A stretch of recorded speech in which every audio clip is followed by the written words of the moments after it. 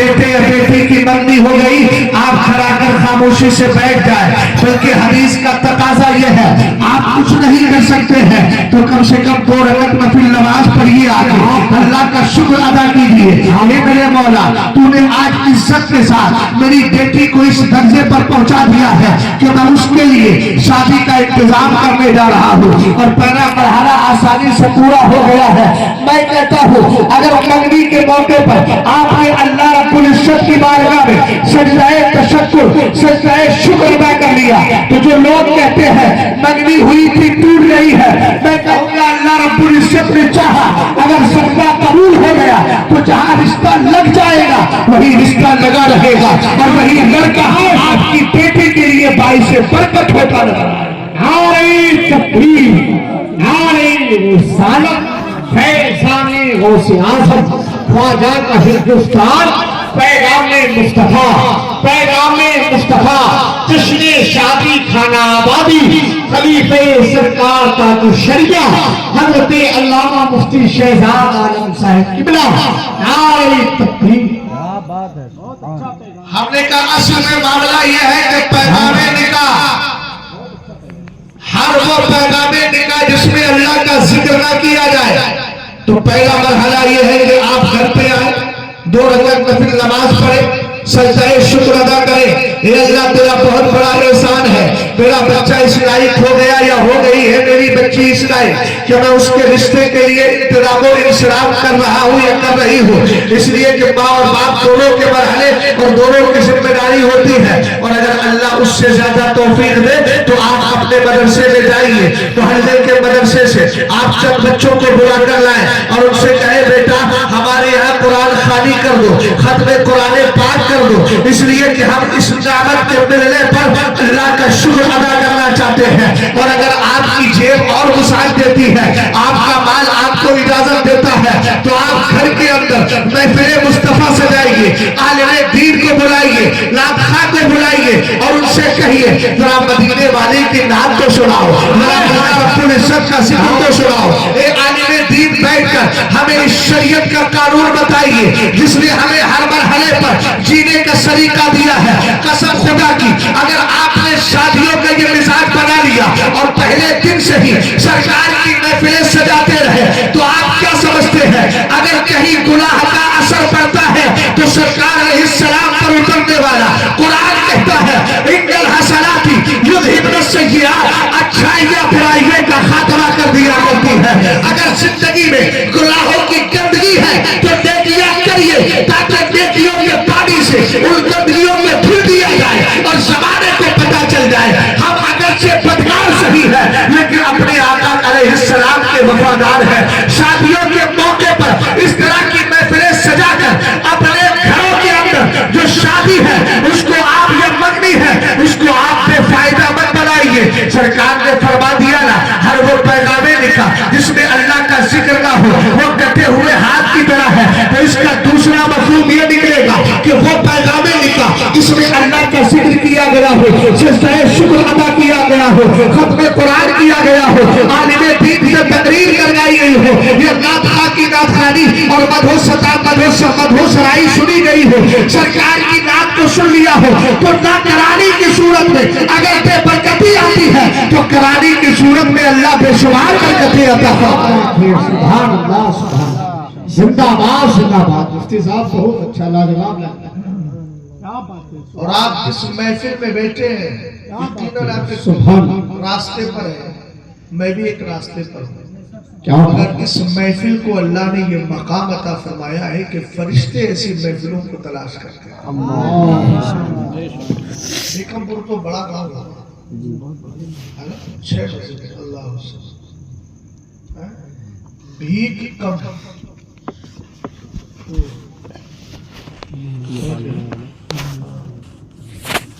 और भीख जो है खुद भीख दे और ममतों से कहे तेरा भला, ये भीख कम, समझ गए। हालांकि मैंने 2 काफ कर दिए इसको, भीकम है। अब किस माना में आप भीकम लेते हो तो मैं नहीं जानता, हो सकता है किसी जमाने में भीख कम हो और आसानी के लिए काफ को खत्म करके भीकम कर दिया हो। ہے نا. اور فارسی زبان میں تو بھیکم بولنے، حالانکہ فارسی میں بھیک کا لفظ نہیں آتا، لیکن یہاں فارسی اور اردو کی ترکیب ہو تو مانا ہوگا بھیکم، یعنی میری بھی. سمجھ گیا نا؟ ارے سمجھے کہ نہیں سمجھے؟ میری بھی. میں کہتا ہوں یار آپ لوگ بھیک مانگتے ہیں کہ نہیں مانگتے؟ میں تو مانگتا ہوں. آپ مانگتے ہیں؟ مگر میں دنیا دار سے بھیک نہیں مانگتا، مدینے کی تاجدار سے بھیک مانگتا. اعلیٰ حضرت کی زبان میں کہتا ہوں اس گلی کا گدھا ہوا جس میں مانگتے تاجدار پھرتے ہیں، ہم نیکیوں کے بھکاری ہیں. تو ہونا تو یہ چاہیے تھا کہ 6 مسجدیں ہیں، اتنی بڑی آبادی ہے، لوگ جلسے کا نام سن کر کے چلے آتے ہیں. مگر آپ کہیں گے شکوہ نہیں. جواب سنیے کیوں نہیں آئے. میں کہوں گا آتا وہی ہے جس کو اللہ توفیق عطا فرماتا ہے. جو نہیں آئے ہیں وہ توفیق سے محروم ہے، اور جو آ گئے ہیں اللہ نے ان کو توفیق عطا فرما دی ہے. بزرگوں نے ارشاد فرمایا نمازوں کے بعد دعاؤں میں توفیق مانگا کرو، اس لیے کہ جس کو توفیق خیر بھلائی کرنے کی توفیق مل جائے، یاد رکھنا پھر وہ بدکار نہیں ہوتا ہے، نیک اور پرہیزگار ہوا کرتا. سبحان اللہ سبحان اللہ. رسول کریم صلی اللہ علیہ وسلم کے دیوانوں میں نے ایک دعویٰ کیا ہے کہ اس طرح کی محفلوں کو فرشتے تلاش کرتے ہیں. آپ کہیں گے مولانا کوئی دلیل بھی دے کر کے جائیے. میں کہوں گا سنو، میرے نبی علیہ السلام فرماتے ہیں اِنَّا لِلَّهِ سَيَّارَةٌ مِّنَ الْمَلَائِكَةِ يَطْلُبُونَ حِلَقَ الذِّكْرِ فَإِذَا أَتَوْا عَلَيْهِمْ حَكُّوا بِهِمْ ثُمَّ بَعَثُوا قَائِدَهُمْ إِلَى السَّمَاءِ إِلَى رَبِّ الْعِزَّةِ فَيَقُولُونَ يَا رَبَّنَا إِنَّا أَتَيْنَا عَلَى عِبَادٍ مِّنْ عِبَادِكَ يُؤَدِّبُونَ آلَاءَكَ وَيَتْلُونَ كِتَابَكَ وَيُصَلُّونَ عَلَى نَبِيِّكَ فَيَقُولُ اللَّهُ عَزَّ وَجَلَّ غَشُّهُمْ رَحْمَتِي فَيَقُولُونَ يَا رَبَّنَا إِنَّ فِيهِمْ فُلَانًا الْخَطَّأَ فَيَقُولُ عَزَّ وَجَلَّ غَشُّهُمْ رَحْمَتِي فَهُمُ الْجُلَسَاءُ لَا يَشْقَى بِهِمْ جَلِيسُهُمْ. سرور کائنات مدینے کے تاجدار، دونوں عالم کے مالک و مختار، سید اخیار و اغیار جناب رسول ہاشمی محمد عربی روحنا فدا علیہ افضل الصلاۃ والتسلیم ارشاد فرماتے ہیں اللہ کے فرشتوں کی ایک جماعت ہے. حالانکہ دنیا میں بے شمار جماعتیں ہیں فرشتوں کی، مگر یہ ایک ایسی جماعت ہے جس کی ذمہ داری ہے صرف چکر لگانا. کبھی بھیکمپور میں ہے تو کبھی شہر محمد مرکزی اہل سنت بریلی میں ہے، کبھی مصطفیٰ آباد المعروف رامپور چلی جاتی ہے، کبھی مراد آباد کے چکر لگاتی ہے، کبھی پیلی بھیت جاتی ہے. میں نے کہا خطۂ ارض کے الگ الگ خطوں میں، زمین کے الگ الگ خطوں میں جاتی ہے. آپ کہیں گے کلپی کیا ہے؟ سرکار نے فرمایا یطلبون حلق الذکر، یہ تلاش کرتی ہے کہ ذکر کی محفلیں کہاں سے لی ہوئی. زندہ باد زندہ باد. ذکر کی محفلیں کہاں سے لی ہے؟ اگر ان کو محفل ذکر مل جاتی ہے تو حضور نے فرمایا جتنے لوگ وہاں ہوتے ہیں، اب آپ وہاں اتنی دور کھڑے ہوئے، آپ بھی آ جاؤ میں کم سے کم چادر میں آپ کو بھی لے لوں. اگر اپنی پارٹی تو یہ بھی دیکھنا پڑتا ہے، نہ سر پہ ٹوپی ہے، نہ چہرے پہ داڑھی ہے، نہ رنگت کی حال کیفیت ہے، عجیب طرح کا لگتا ہے، سمجھ میں نہیں آتا کہ کدھر والے رات کچھ تو کم سے کم ہونا چاہیے جس سے پتا چلے کہ آپ. اب میں تو کچھ اور سمجھ رہا ہوں، بلانے میں اسی لیے تو گھبرا رہا تھا، میں نے خدا نخواستہ کسی اور کو بلا لوں. آج تو ویسے بھی شربت جہاد کر گئے، اتنے بڑے بڑے گھابڑ دنیا میں پیدا ہو گئے. اگر جتنے پاگل ہیں وہ اس وقت ہندوستان میں ایک سے ایک نیا پاگل نکل رہا ہے، سمجھ گئے. اور نسیم بھائی نے بھی ایک جملہ بولا تھا صوفی صاحب کے لیے، وہ جملہ غلط تھا. وہ انبھکت نہیں، انبھکت اس کو کہتے ہیں جو غلط کو بھی صحیح کہتے.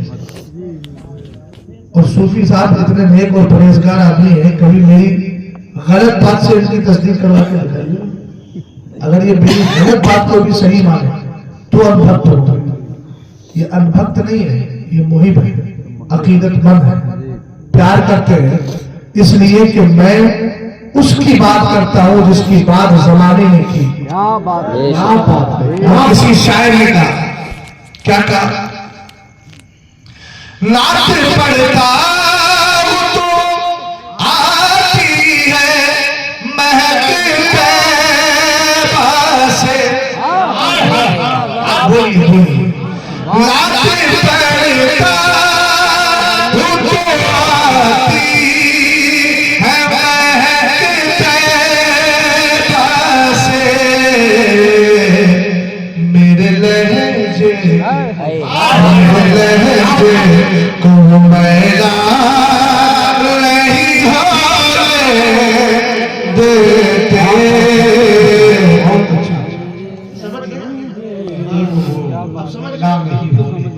آپ جملہ ذرا سنیے.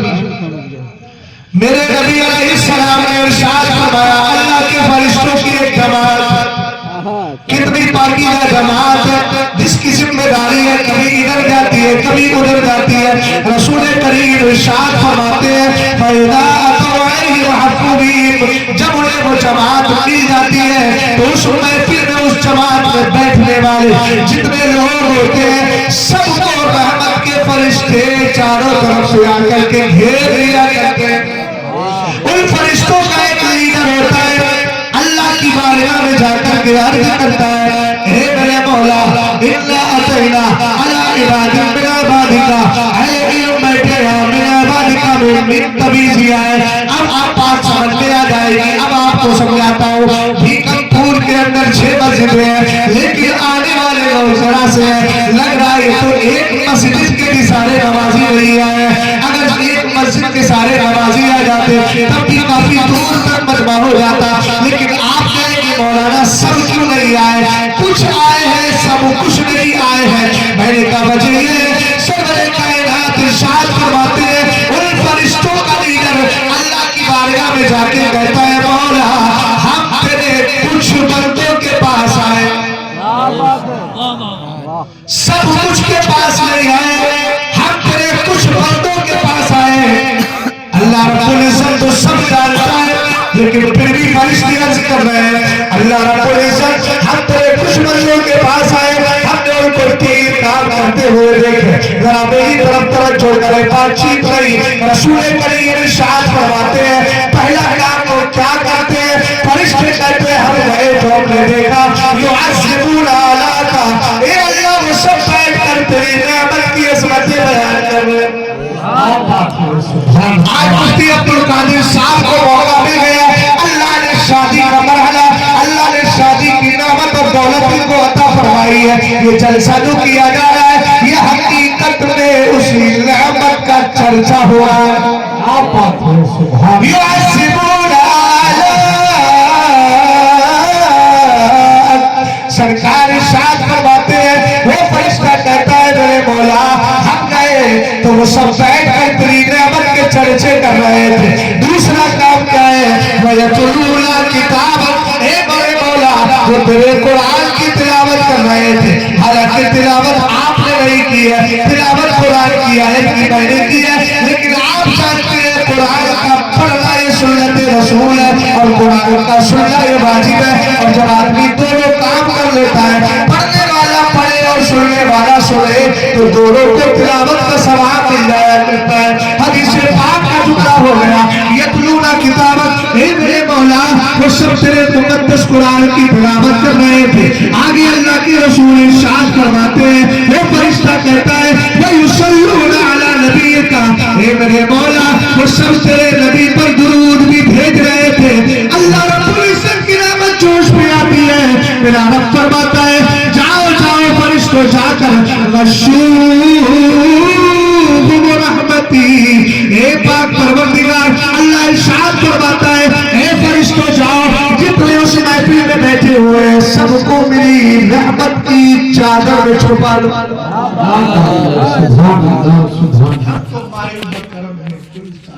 کوئی سائل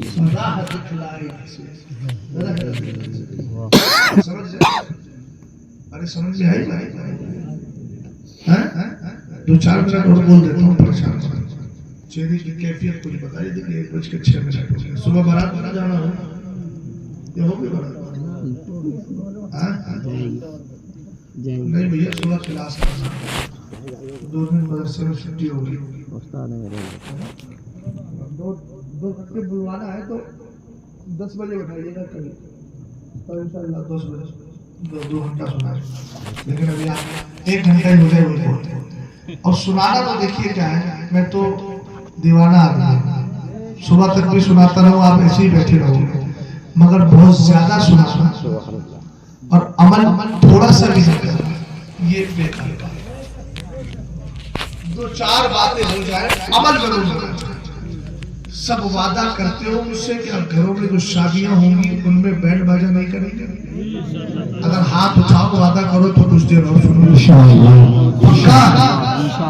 المومن اذا وعدہ وفا ایمان والا جب وعدہ کرتا ہے تو جھوٹا نہیں ہوتا سچ وعدہ کیا سبحان اللہ سمجھ گئے ایک بار زندگی میں شادی ہو جائے تو کم سے کم کچھ تو خرافات سے بچ جاؤ کبھی تو نیکی کرو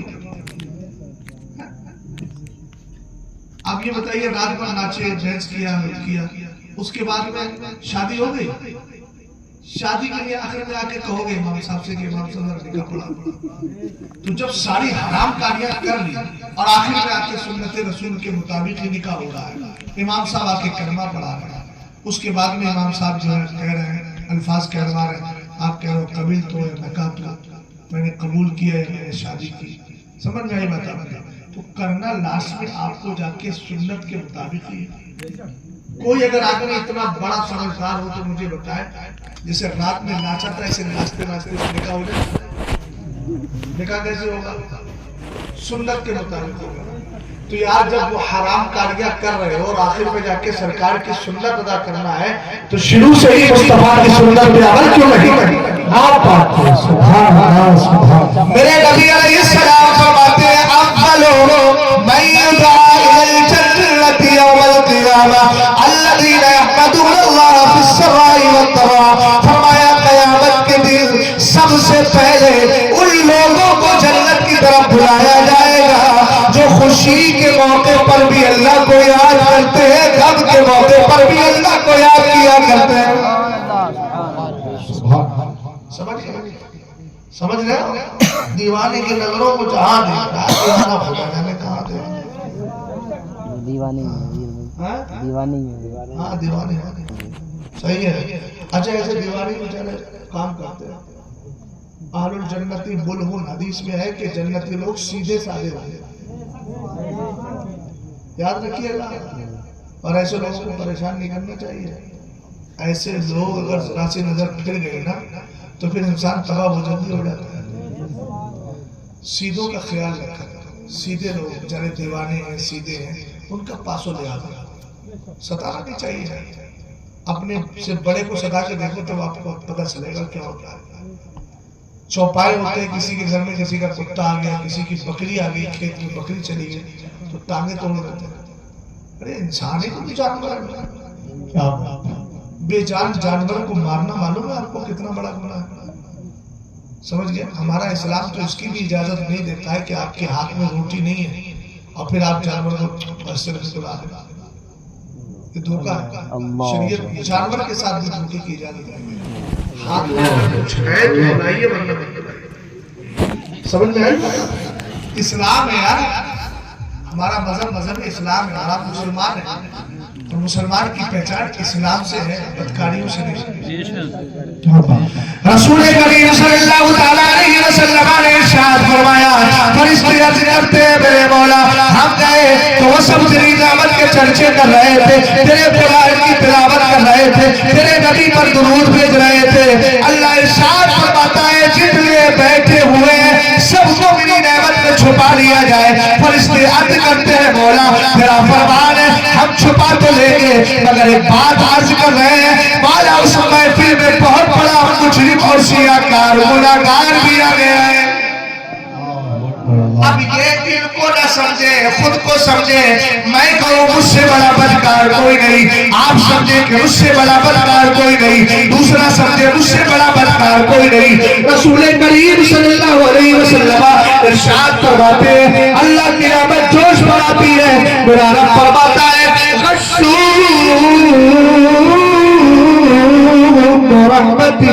فَهُمُ الْجُلَسَاءُ الْعِشْقَ بِهِمْ جَلِيسُونَ۔ اللہ ارشاد فرماتا ہے اے فرشتے جاؤ، جب سب کو میری رحمت میں چھپایا ہے تو اس گناہگار کو بھی چھپا لو، سیرکار کو بھی چھپا لو، اس لیے کہ یہ بیٹھنے والے میرے گل پتوں کی بارگاہوں میں بیٹھے ہوئے ہیں کہ جن کی بارگاہوں میں بیٹھنے والا کبھی خالی دامن جاتا ہی نہیں ہے۔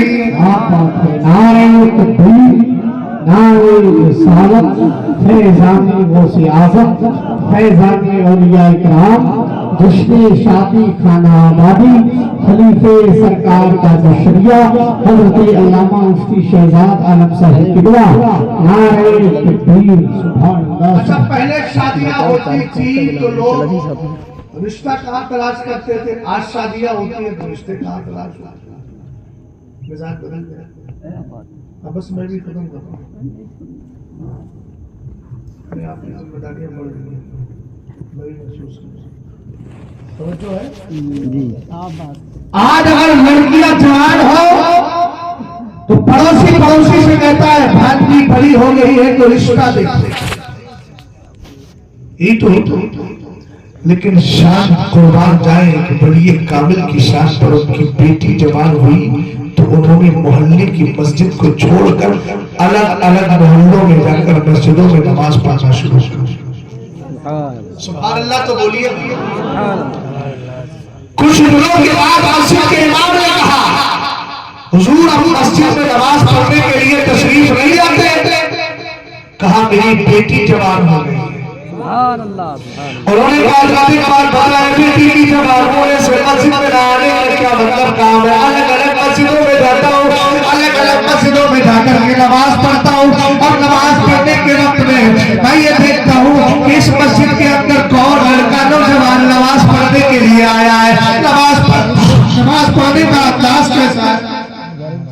نعرہ تکبیر، نعرہ رسالت، فیضان غوث اعظم، نماز پڑھنے کا انداز کیسا ہے؟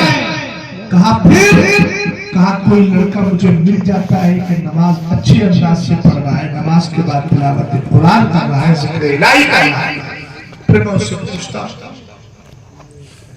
کئی دن ہو گئے لڑکی کا رشتہ تلاش کرتے ہوئے، کچھ دن کے بعد ایک نوجوان مل گیا جو بڑا متقی پرہیزگار تھا، نماز ظہر پڑھی، تلاوت قرآن میں مشغول۔ انہوں نے کہا یہ لڑکا میری لڑکی کے لیے مناسب ہے۔ معیار دیکھیے گا، آج ہم یہ نہیں دیکھتے کہ سرکار کی سنت چہرے پر سبھی ہے کہ نہیں۔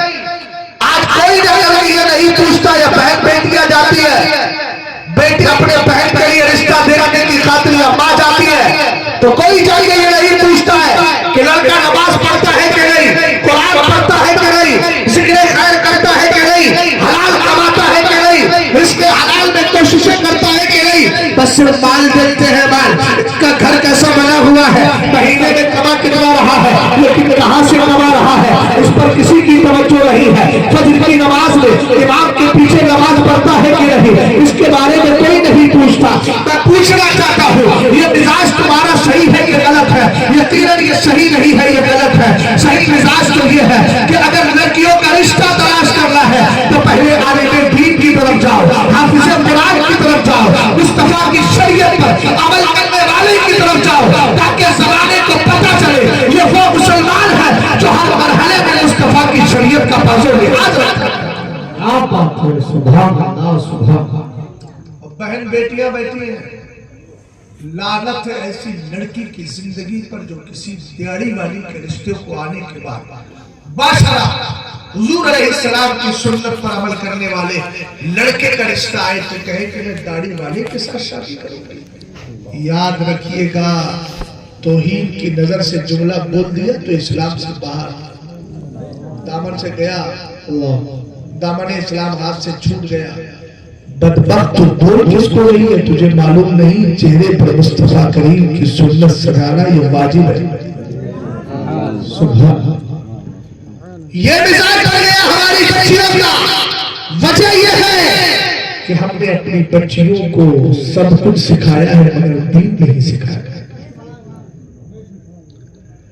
چند دنوں کے بعد رشتہ تلاش کر لیا, بیٹی کو جا کر بتایا بیٹی میرا رشتہ ہو گیا. لڑکا تلاش کر لیا ہے, بڑا اچھا لڑکا ہے, متقی ہے, پرہیزگار ہے. یہ نہیں بتایا کہ بنگلہ بہت زیادہ ہے, یہ نہیں بتایا کہ اس کے پاس لکڑی کی کشتی بنی ہوئی ہے, یہ نہیں بتایا کہ کھجور کا بہت بڑا باغ ہے, بلکہ ایک ہی بات بولی بڑا متقی پرہیزگار ہے, اللہ رب العزت کی ذات پر ایمان رکھنے والا ہے. کہا کہ ابا جان جو آپ نے رشتہ قبول کیا ہے یا پسند کیا ہے وہ بہتر ہوگا.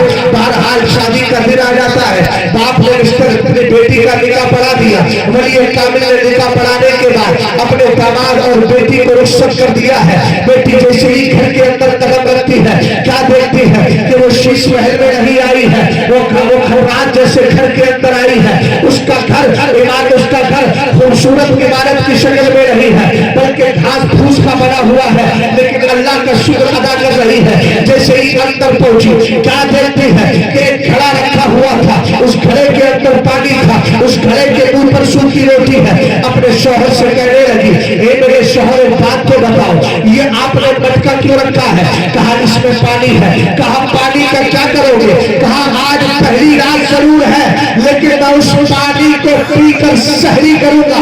اور یہ روٹی کیوں رکھی ہے؟ کہا اس روٹی سے افطار کے وقت میں افطار کروں گا. اتنا سویا تھا. لڑکی کہتی ہے میرے باپ نے تو بڑا متقی بتایا تھا, آپ تو بڑا پرہیزگار بتایا تھا. شوہر کہتا ہے بیوی ایک بات تو بتاؤ, ابھی پہلی رات ہے, پہلی ملاقات ہے, آپ نے ایسا کون سا گناہ مجھ سے دیکھ لیا کہ میرے تقوی پسند کر رہی ہو, میری پرہیزگاری پسند کر رہی ہو؟ کہا ایک بات بتائیے, آپ کہہ رہے ہیں پانی سے میں سحری کروں گا اور اس کے بعد روزہ رکھوں گا, کیا آپ پانی پر سحری کر کے اتنے گھنٹوں تک زندہ رہ پائیں گے؟ لڑکی نے رکنا پوچھا تو لڑکے نے کیا کہا بھائی موبائل نیچے نہ چلایا, ویڈیو مت بنا, دھیان اور ذہن و دماغ کو حاضر ماحول کو خراب کرنے کی کوشش مت کر, توجہ فرمائیے گا. لڑکی نے اتنا پوچھا آپ 10 گھنٹے 12 گھنٹے صرف پانی پر زندہ رہ سکتے ہیں؟ اس نے کہا ہاں ہاں, آج میری بہن بیٹھی ہے یہاں بیٹھی ہے, اگر کسی کا شوہر غریب ہوتا ہے, پڑوس والا شوہر مالدار ہے تو نظریں بگڑ جاتی ہے, رابطے قائم ہو جاتے ہیں ناجائز طریقے سے,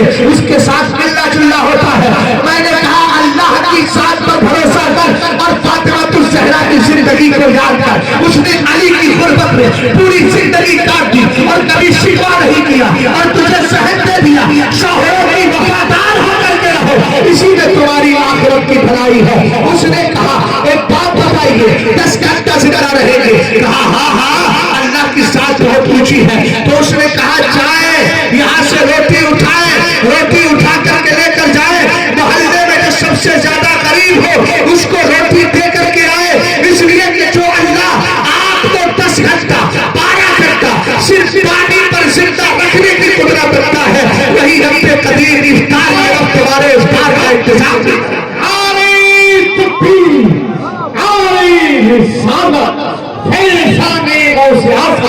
خواجہ کا ہندوستان عشق محبت, عشق محبت, خلیفہ سرکار کا نشریہ, جس نے شادی خانہ آبادی سرزمین بھی کبر نعرہ حیدری.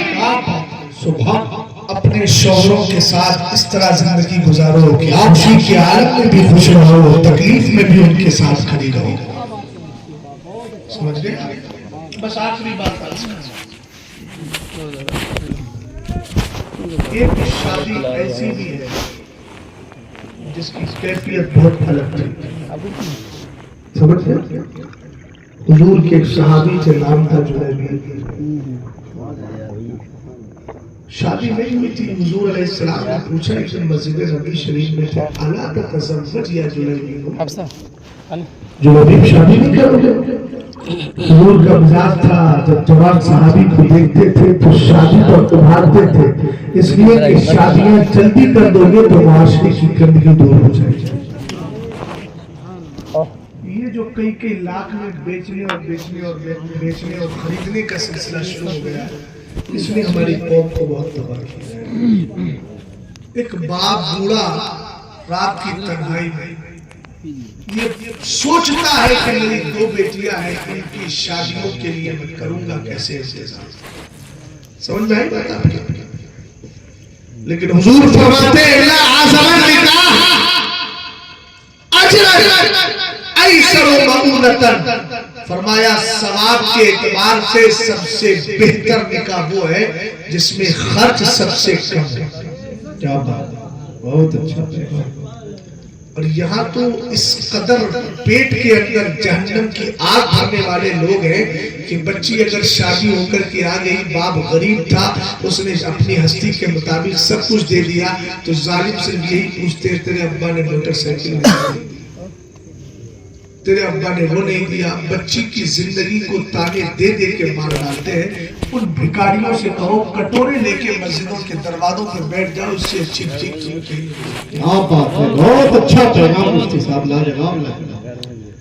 سرکار علیہ السلام نے فرمایا جو لوگوں سے مانگتا ہے اپنے لیے، قیامت کے دن اس حال میں آئے گا کہ اس کے منہ کی کھال مچی ہوئی ہوگی. اللہ اکبر اللہ.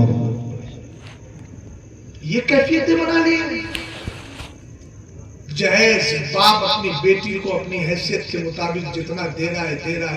جھوٹ تو مت بولو، بچولیوں سے کہتے ہو صرف لڑکی چاہیے، اور اس کے بعد پھر ڈیمانڈ کا سلسلہ شروع ہوتا ہے. اتنی خرافات کہ پھر چھوٹی چھوٹی باتوں پر لڑائی. ہنسنے کی بات نہیں بھائی، قوم مر رہی ہے، یہ ہنسنے کا وقت نہیں ہے. لٹ آپ بھی رہے ہو، ہم بھی لٹ رہے ہیں. کبھی تنہائی میں بیٹھ کر کے ان باتوں پہ سوچنا. میں ہنسانے والا خطیب نہیں ہوں، میں جو کہہ رہا ہوں دل سے کہہ رہا ہوں، اس لیے کہ آپ کو احساس نہیں ہے اس چیز کا، مجھے احساس ہے. میں معاشرے کو دیکھ رہا ہوں بہت قریب سے. بچیوں کی عمریں 40 سال ہو گئی، 35 سال ہو گئی، رشتے نہیں آئے، جوانی کے مرحلے گزر گئے. اس لیے کہ باپ ان بدبختوں کا منہ بھرنے کے لائق جہیز نہ دے سکا. یہ ہے ہماری کیفیت. کم سے کم ایسے نوجوان بھی تو مل جائیں جو غریب بچیوں کو نبھانے کے ارادے کر لیں. اور اگر ان کا باپ کچھ بولے تو کہے ابا جان ادب کے دائرے میں عرض کر رہے ہیں، یہ جو گھر پہ آئی ہے یہ آپ کی بیٹی ہے، میں ہر حال میں آپ کی سنوں گا، مگر خدا را میری بیوی کو یہ کہہ کے ٹارچر مت کیجیے گا کہ تم گھر سے لائی کیا ہے. میں آپ سے گزارش کرتا ہوں مت کہیے گا بابا جان. اپنے باپ سے اگر ٹارچر کرتا ہے تو کہیے وہ میرے لیے 1 روپیہ لائی ہے تو میرے لیے لائی ہے، آپ اس کے حقدار نہیں. اس طریقے سے ان کے بھی دل جوئی کر لیا کرو، ماں باپ کا ادب بھی برقرار رہے اور ان سے گزارشیں بھی کر لیا کرو. سرکار علیہ الصلوۃ والسلام کے دیوانوں حضرت جلیبیب ہے، غریب صحابی تھے. آقا کریم علیہ السلام نے ارشاد فرمایا جلیبیب شادی نہیں کرو گے. عرض کرنے لگے حضور میرا رنگ بھی سانولا ہے، میرا خاندان بھی بڑا نہیں ہے، میرا بیک گراؤنڈ بھی مضبوط نہیں ہے. سرکار نے پھر پوچھا، انہوں نے پھر وہی جواب دیا. حضور نے پھر پوچھا، انہوں نے پھر وہی جواب دیا. میرے حضور کی رحمت جوش پہ آتی ہے. سرکار فرماتے ہیں جاؤ فلاں انصاری صحابی کے گھر چلے جاؤ، اس کے گھر والوں کو میرا سلام بولنا اور ایک پیغام سنا دینا. اس سے کہنا اپنی بیٹی کی شادی وہ میرے ساتھ یعنی تمہارے ساتھ جلیبیب کر دے. وہ گئے، دروازہ کھٹکھٹایا، سلام کیا، اس کے بعد پیغام سنایا. جیسے ہی سلام کی خبر پہنچی نا پورے گھر میں خوشی کا ماحول دوڑ گیا، اس لیے کہ مدینے کے تاجدار نے سلام بھیجا تھا، دونوں عالم کے مالک و مختار نے سلام بھیجا تھا. کہاں پیغام یہ دیا ہے سب سے چوری ابنتا کو اپنی بیٹیا کی شادی میرے ساتھ کرا دو. باپ اندر گئے، صحابی تھے وہ بھی، جا کر کے بیوی سے مشورہ لیتے ہیں اور کہتے ہیں ہاں. اس کے بعد مشورہ لیا، ساری کیفیت بتائی، سارا بیک گراؤنڈ بتایا، رنگ کی کیفیت بتائی، مالی حیثیت بتائی. اچانک اس کی زبان سے یہ نکلا کہ چاہیے رشتہ بنا کر دیجیے، ہم اس شادی کو نہیں کریں گے. لیکن بیٹی تربیت یافتہ تھی، باپ نے اس کو دین سکھایا تھا. باپ نے آ کر جیسے ہی ڈیسیژن اور فیصلہ سنایا، پردے کی آڑ میں تھی بیٹی، کہتی ہے ابا جان اتردون علی امر رسول اللہ، اے ابا جان یہ سرکار کے بھیجے ہوئے ہیں، میرے آقا نے ان کو بھیجا ہے، آپ نبی کے حکم کو ڈال رہے ہیں، نبی کے فرمان کا رد کر رہے ہیں. زبان حال سے بیٹا کہتی تھی ابا جان آنے والا خوبصورت نہیں ہے تو نہ ہو، لیکن بھیجے भेजने वाला मुस्तफा के बड़ा हसीन हो चुके नारे तकबीर नारे रिसालत फैज़ाने गौसे आज़म ख्वाजा हिंदुस्तान जश्न शादी खाना आबादी। क्या बात है मुफ्ती साहब, लाजवाब। बात समझे कि नहीं? लोग मुझसे इसीलिए मोहब्बत करते हैं कि मैं उन्वान देखकर ही बात करता हूँ। ये अल्लाह का बहुत बड़ा एहसान है, तहदीस से नेमत के तौर पे। रात में उड़ीसा में था, पूरी तकरीर मेरी शान गौसे आज़म पर हुई, चूंकि तकरीर का उन्वान ही गौसे आज़म कॉन्फ्रेंस है और होना भी यही चाहिए। समझ गए? हाँ, जैसा मौका हो वैसी ही गुफ्तगू करना चाहिए। समझ गए? हुजूर अलैहिस्सलातु वस्सलाम के सहाबी ने फौरन उनकी बेटी ने फौरन कुरान की आयत लिखा। अब्बा जान आपको पता वमा काना लिमुमिन वला मुमिनतिन इज़ा क़दल्लाहु व रसूलुहु अमरन अन यकूना लहुमुल खियरतु मिन अमरिहिम। अब्बा जान आपको पता नहीं, कुरान कहता है जब अल्लाह और उसके रसूल फैसला कर ले तो आप मर्द और औरत, मोमिन मर्द और औरत को ये अथॉरिटी, अधिकार, इख्तियार नहीं रहता कि ये काम करें या ना करें। जब अल्लाह और उसके रसूल ने फैसला कर दिया तो करना ही है। साहबी रसूल ने जब कुरान की आयत सुनी, समझ गए, अपनी बेटी का हाथ पकड़ा होने वाले दामाद को साथ लिया, हुजूर की बारगाह में गए, पहले माफी मांगी, उसके बाद बड़े नबी ने निकाह पढ़ा दिया। निकाह पढ़ाने के बाद बड़े गरीब साहबी को हुजूर ने दुआ की, अल्लाह अल्लाहुम्मा सुब्बा अलैना खैर सब्बा वला तजअल आइशहा कद्दा। सरकार रब की बारगाह में दुआ करते, मेरे मौला इस बेटी को बेशुमार भलाई अता फरमा दे और इसकी जिंदगी को खुशहाल बना दे। हुजूर की दुआ कबूल हो गई, अल्लाह ने उनको औलाद भी अता फरमाई। बड़े गरीब साहबी थे लेकिन हुजूर की दुआ से इतने मालदार हो गए कि मदीने शरीफ में सकावत करने वाले सहाबा ने उनका नाम सुभान अल्लाह। अचानक एक दिन मेरे नबी ने ऐलान किया, चलो ग़ज़वा उहुद का मौका आया है, जंग उहुद होने वाली है। हज़रत जुलैबीब ने बीवी से इजाजत मांगी, कहा लब्बैक व लब्बैक व सादिक या रसूल अल्लाह। हुजूर हम आ गए, सरकार की बारगाह में गए, नाम लिखवा दिया। आखिर करना ऐसा हुआ 70 सहाबा इकराम शहीद किए गए, इनमें अमीर हमजा भी है, मुसअब इब्न उमैर भी है, अब्दुल्लाह इब्न जाश भी है, हज़रत अबू दुजाना भी है और हज़रत अमर इब्न जबू भी है और साथ ही हज़रत जुलैबीब रहमतुल्लाह रज़ियल्लाहु तआला अन्हु भी है। रसूल करीम सल्लल्लाहु तआला अलैहि वसल्लम ने जंग से फारिग होने के बाद सहाबा इकराम को हुक्म दिया, जाओ शहीदों की लाशें जमा करो। सबकी लाशें जमा की गई। आखिर में मेरे आका ने फरमाया, हल तफ़क़ीदूना हदा, ए मेरे यारो, ए मेरे सहाबा बताओ किसी की लाश रह तो नहीं गई है? सहाबा ने अर्ज़ की, लानत करो अल्लाह, हुजूर किसी की लाश नहीं गई है। मेरे नबी की आंखों में आंसू आए और सरकार अलैहिस्सलाम ने रोते हुए फरमाया, अफ़क़ीदू जुलैबीबा, ए मेरे सहाबा सबकी लाशें मिल गई है लेकिन मेरे साहबी जुलैबीब की लाश कहाँ है? हुजूर अलैहिस्सलातु वस्सलाम ने जब इतना कहा, सहाबा इकराम ने लाशें सुनना है ना, सुनना है। उधर क्या कोई बैठा हुआ है? हाँ, कोई यहाँ तो नहीं बैठा होगा, मेरी तरफ देख रहा है। हज़रत जुलैबीब की लाश को जब देखने के लिए लोग गए तो क्या देखा, 7 काफिरों के बीच में मुस्तफा का शेर लेटा हुआ है। अल्लाह, क्या बात। अकेले मुस्तफा के शेर ने 7 काफिरों को मारा। और जब देखा कि मुस्तफा का शेर तो अब 10 में नहीं आ रहा है तो सारे काफिरों ने मिलकर एक सहाबी को शहीद कर दिया। 7 काफिरों के बीच में आपकी लाशें को